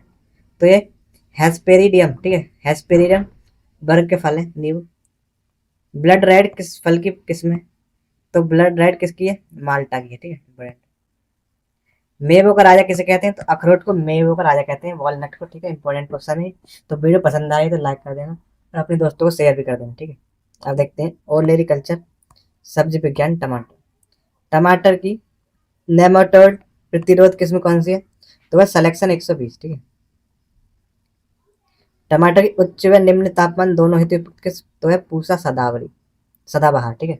पूसा सदाबहार उच्च और निम्न तापमान दोनों के लिए उपयुक्त है, ठीक है। पूसा सदाबहार। अगला क्वेश्चन, अमेरिका द्वारा बायोटेक्नोलॉजी से तैयार टमाटर की किस्म है, कौन सी है? फ्लेवर सेवर, ठीक है। फ्लेवर सेवर अमेरिका द्वारा बनाई गई बायोटेक्नोलॉजी से तैयार किस्म है, ठीक है। क्या है? Flavour saver. और ये किसकी है? टमाटर की। इंपोर्टेंट क्वेश्चन है। टमाटर का लाल रंग किसके कारण होता है? तो लाइकोपीन के कारण होता है, ये मोस्ट इंपोर्टेंट है, ठीक है। अगला क्वेश्चन देखते हैं, पूसा हाइब्रिड 4 और अंगूर लता किसकी किस्म है? तो ये टमाटर की ही किस्म है, ठीक है। कौन क्या क्या है? हाइब्रिड 4, अंगूर लता, ये टमाटर की किस्म है। आगे देखते हैं अगला क्वेश्चन, ओलेरिकल्चर, गाजर और लहसुन, ठीक है। कैरेट और गार्लिक। गाजर की बीज दर प्रति हेक्टेयर कितनी होती है? तो ये होती है 4 से 5 किलो प्रति हेक्टेयर, ठीक है, या 5 से 6 किलो। फिर है गाजर बोने की आदर्श गहराई कितनी है? तो ये होती है 1.5 से 2 सेंटीमीटर, ठीक है। अगला क्वेश्चन देखेंगे, गाजर में पीलापन किसके कारण होता है? तो ये होता है कैरेटिन कारण। इंपोर्टेंट क्वेश्चन है, ठीक है। पीलापन किसके लिए होता है? कैरेटिन के कारण। काली गाजर से कौन सा पेय पदार्थ बनता है? तो कांजी बनती है, ठीक है। किससे? काली गाजर से कांजी बनाई जाती है। अगला क्वेश्चन देखेंगे, लहसुन में गुणसूत्रों की संख्या तो होती है 2n = 16, ठीक है। लहसुन बोने की आदर्श गहराई कितनी है? तो लहसुन बोने की जो आदर्श गहराई है वो है 5 सेंटीमीटर, ठीक है। याद रखना इंपॉर्टेंट है। लहसुन में तीखापन किसके कारण होता है?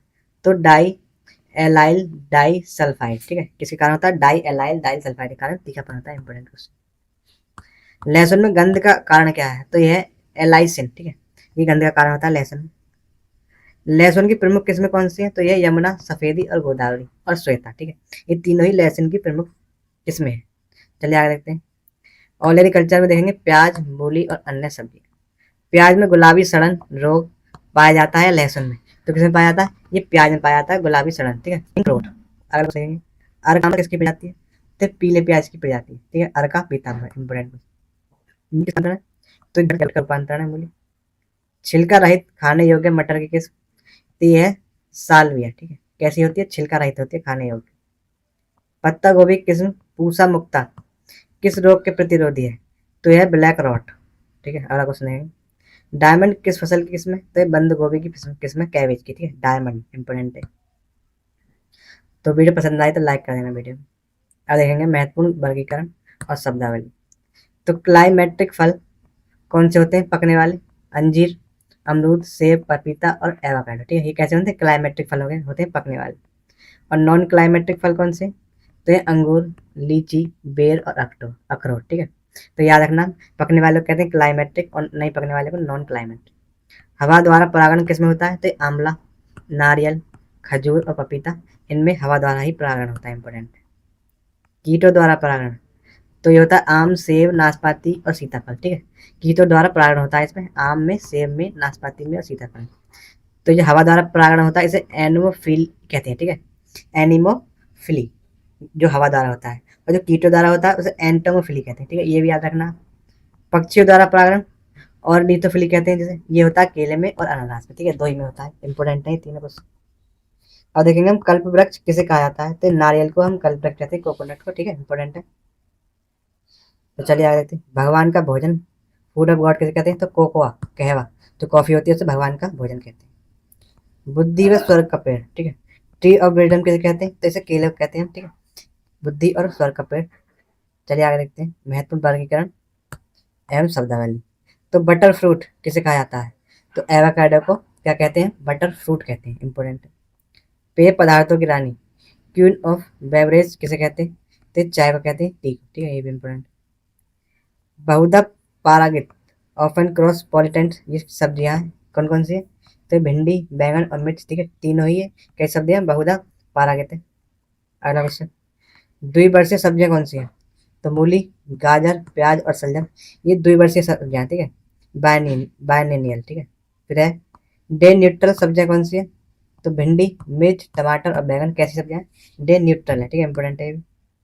अब देखते हैं उच्च लवण सहिष्णुता सब्जी कौन सी है, हाई हाई सॉल्ट टॉलरेंट, तो ये होती है शलजम, ठीक है, इंपॉर्टेंट है। सरसों की तीव्र गंध का कारण होता है क्या होता है, जो सरसों में जो तीव्र गंध आती है उसका कारण होता है आइसोथियोसाइनेट, ठीक है, इंपॉर्टेंट है। तो चलिए आगे देखते हैं। तो अब देखेंगे हम कृषि रोग, कीट और दैहिक विकार। आर्द्र गलन रोग मुख्यतः किस में पाया जाता है, तो जो आर्द्र गलन रोग है, डैम्पिंग ऑफ, ये पपीता में पाया जाता है, ठीक है, और ये नर्सरी की अवस्था में होता है। अगला क्वेश्चन देखेंगे, कोलेटोट्राइकम कवक फलों में क्या फैलाता है, तो ये एथेनॉक्स श्याम वर्ण ब्लैक स्पॉट फैलाता है, ठीक है, इसमें काले काले धब्बे पड़ जाते हैं। फिर नींबू में कैंकर रोग का कारण, तो ये जीवाणु होता है, और ये कौन सा जीवाणु होता है, एक्जेंथोमोनस, ठीक है। अमरूद में उकटा रोग का कारक, तो ये फ्यूजेरियम ऑक्सीस्पोरम, ठीक है, जो कि एक तरह का कवक है। आगे देखते हैं 90वां क्वेश्चन, बैगन में छोटी पत्ती रोग का कारण है, तो ये माइक्रोप्लाज्मा, ठीक है, इंपॉर्टेंट है।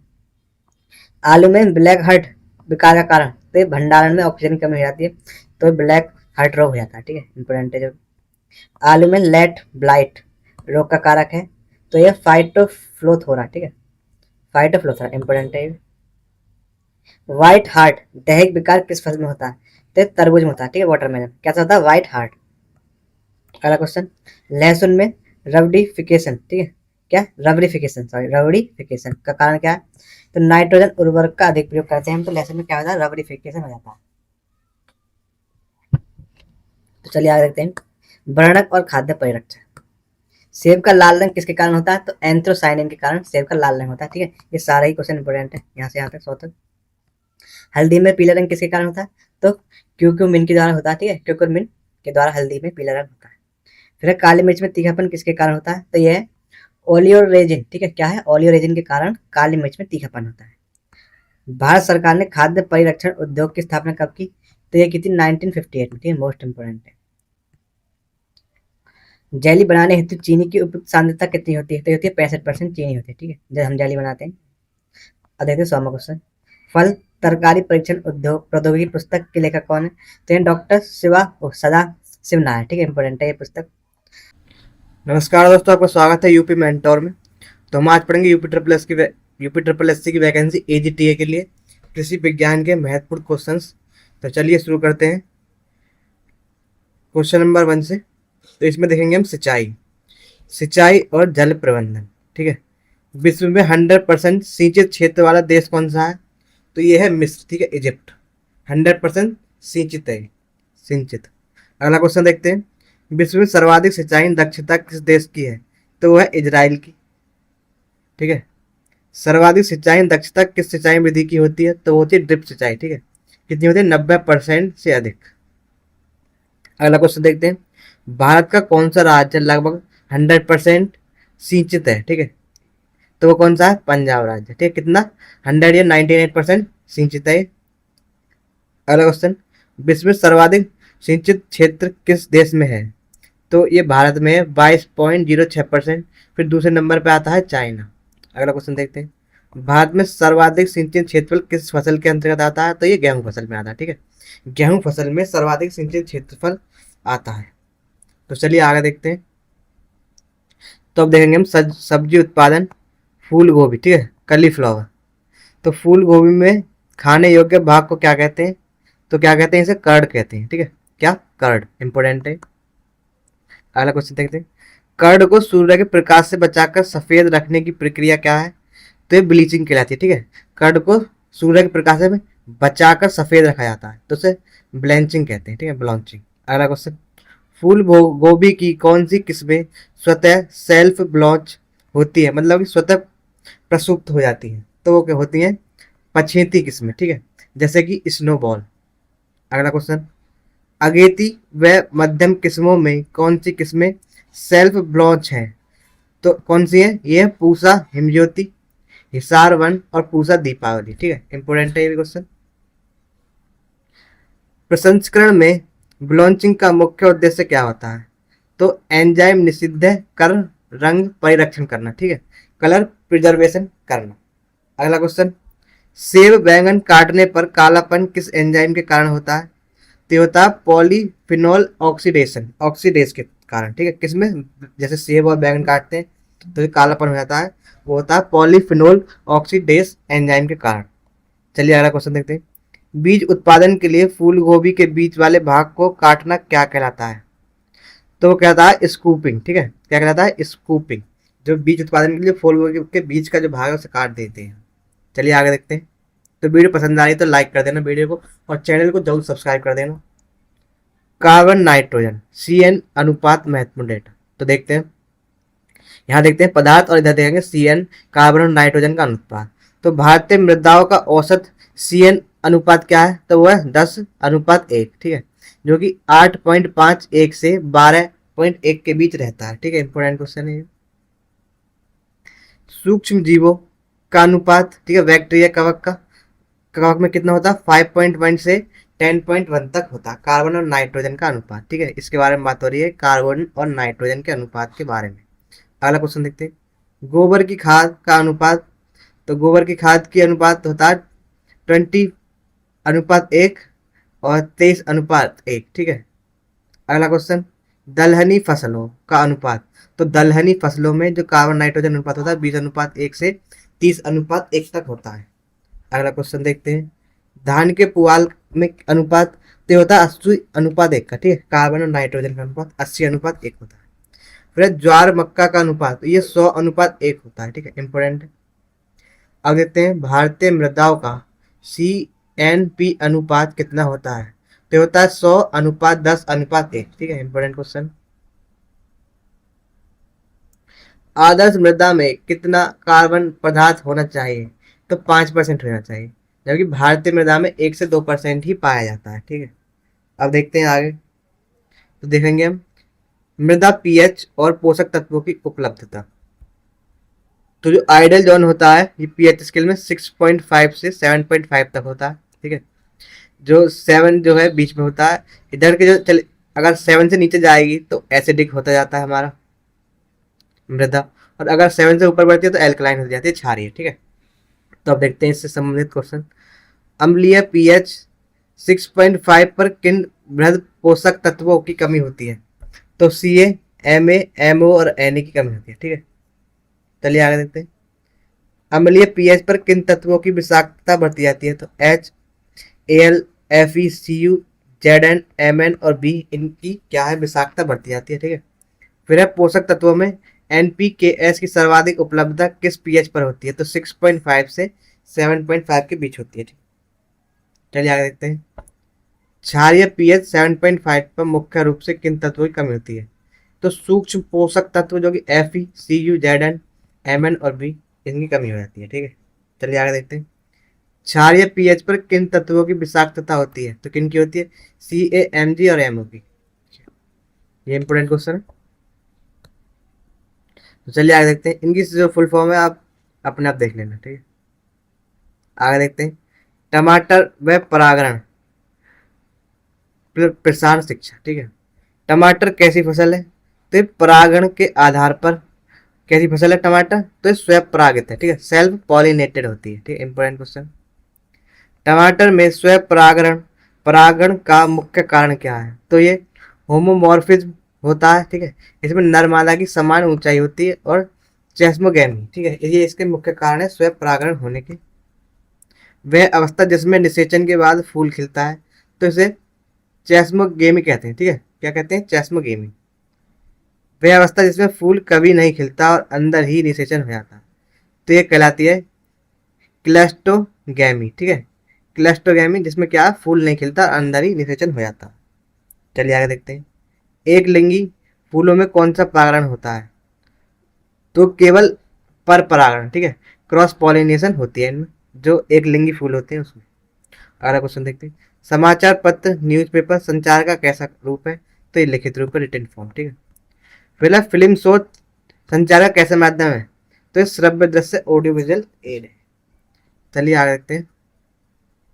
अब देखेंगे हम भारत के प्रमुख कृषि बोर्ड और संस्थान। तो टी बोर्ड कहाँ स्थित है और कब बना था? तो टी बोर्ड कहाँ है? कोलकाता, पश्चिम बंगाल में है, और 1954 में इसकी स्थापना की गई थी। मसाला बोर्ड, स्पाइसेस बोर्ड कहाँ स्थित है? तो कोच्चि, केरल में स्थापित है, और इसकी स्थापना 1887 में की गई थी, ठीक है। इंपॉर्टेंट है ये भी। कॉफी बोर्ड कहाँ स्थित है? तो कॉफी बोर्ड चिकनगमलूर, कर्नाटक में है, जिसकी स्थापना 1942 में की गई थी, ठीक है। अगला क्वेश्चन देखेंगे। रबर बोर्ड कहाँ स्थित है? तो ये कोट्टायम, केरल में है, और जिसकी स्थापना 1947 में की गई थी। अगला क्वेश्चन देखेंगे। तंबाकू बोर्ड कहाँ स्थित है? तो ये गुंटूर, आंध्र प्रदेश में स्थित है। कौन सा? तंबाकू बोर्ड। और इसे मिर्च का शहर भी कहा जाता है, गुंटूर, ठीक है। इंपॉर्टेंट क्वेश्चन याद रखना है आपसे। चलिए अगला क्वेश्चन देखते हैं। ये सभी 5 बोर्ड किस मंत्रालय का अधीन आते हैं? तो ये जो सारे बोर्ड हैं, ये वाणिज्य व उद्योग मंत्रालय, ministry of commerce and industry के अंतर्गत आते हैं। चलिए आगे देखते हैं। नोट देखेंगे। केंद्रीय तंबाकू अनुसंधान संस्थान CTRI कहाँ है? ये राजमुंदरी, आंध्र प्रदेश में है, जबकि बोर्ड कहाँ है? बोर्ड गुंटूर में है, ठीक है। ये फैक्ट जरूर याद रखना। जो इसका जो बोर्ड है, तंबाकू बोर्ड, बोर्ड तो गुंटूर, आंध्र प्रदेश में है, लेकिन अगर हम अनुसंधान संस्थान की बात करते हैं तो ये राजमुंदरी, आंध्र प्रदेश में है, ठीक है। चलिए आगे देखते हैं। तो वीडियो को लाइक कर देना और चैनल को सब्सक्राइब जरूर कर लेना। अब देखते हैं। पादप प्रजनन और मानव निर्मित फसलें। ब्रेसिका त्रिकोण किसने दिया? तो ये दिया था नागा हेरू यू वू जांग चुन ने, ठीक है। कब दिया था? 1935 में, ठीक है। ब्रेसिका ट्रायंगल इंपोर्टेंट है। अगला क्वेश्चन देते हैं। ट्रिटिकेल नामक पहला मानव निर्मित अनाज किसने विकसित किया था? तो ट्रिटिकेल स्वीडिश वैज्ञानिक थे, कौन? रिम्पू, ठीक है। इन्होंने 1890 में विकसित किया था। अब अगला क्वेश्चन देखते हैं। ट्रिटिकेल किन 2 फसलों का क्रॉस संस्करण है? तो ये है गेहूं और राई का, ठीक है। क्या है? ट्रिटिकेल। अगला क्वेश्चन देखते हैं। राई का वानस्पतिक नाम और कुल क्या है? तो इसका वानस्पतिक नाम है सिकिल सीरियल, और जो कुल है इसका वो है पोइसी, ठीक है। क्या है? पोइसी, और इसका वानस्पतिक नाम है सिकिल सीरियल, ठीक है। इंपोर्टेंट है। विश्व का पहला इंटरजेनिक क्रॉस कौन सा है? तो वो है रेफेनो बेसिका, ठीक है। मूली और पत्ता गोभी का, ठीक है। इंपोर्टेंट है। मूली और पत्ता गोभी का रेफेनो बेसिका। फिर रेफेनो बेसिका किसने विकसित किया था? तो एक कार पेचिको ने किया था 1927 में, ठीक है। अब देखते हैं नोट्स। ट्रिटिकेल को उर्वरक बनाने के लिए कोलचिसिन का उपयोग किया था, ठीक। किसका? कोलचिसिन। चलिए आगे देखते हैं। पादप प्रजनन शब्दावली व सस्य विज्ञान, ठीक है। एग्रोनॉमी। जई ओट में मल्टी लाइन का कॉन्सेप्ट किसने दिया? तो ये थे जेनसन, ठीक है। मल्टी लाइन का कॉन्सेप्ट दिया था इनने ओट्स में। फिर प्योर लाइन, जीनोटाइप और फिनोटाइप शब्द किसने दिए? तो ये भी जॉनसन ने दिए थे 1903 में, ठीक है। इंपोर्टेंट क्वेश्चन है। क्या प्योर लाइन, जीनोटाइप और फिनोटाइप तीनों शब्द जॉनसन ने दिए। फलों में सबसे पहला कृत्रिम संस्करण किसने कराया? तो ये थे थॉमस एंड्रयू नाइट, ठीक है। इन्होंने 1800 में कृत्रिम संस्करण कराया था। भारतीय उद्यान विज्ञान के जनक कौन है? तो ये MH मैरीगौड़ा, ठीक है। इंपोर्टेंट है ये भी। अगला क्वेश्चन देखेंगे। गेहूं में 0 लीटेज और टीलेज के लिए बीज दर कितनी होती है? तो होती है 125 से 150 किलोग्राम प्रति हेक्टेयर।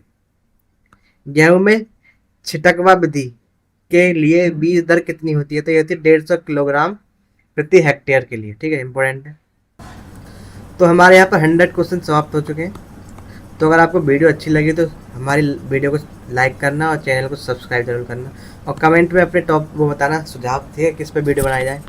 और अगर आपको इसकी PDF चाहिए तो हमारे टेलीग्राम चैनल से ज़रूर जुड़ जाएँ, ठीक है। इस पर आपको सारी PDFs मिल जाएंगी, ठीक है। बहुत बहुत धन्यवाद लास्ट तक जुड़े रहने। नमस्कार दोस्तों, आपका स्वागत है यूपी मेंटोर में। तो हम देखेंगे यूपी SSC AGTA 2025 में वो पेपर का आंसर की, ठीक है। तो चलिए शुरू करते हैं। एग्रोनॉमी से क्या क्या क्वेश्चन आए थे।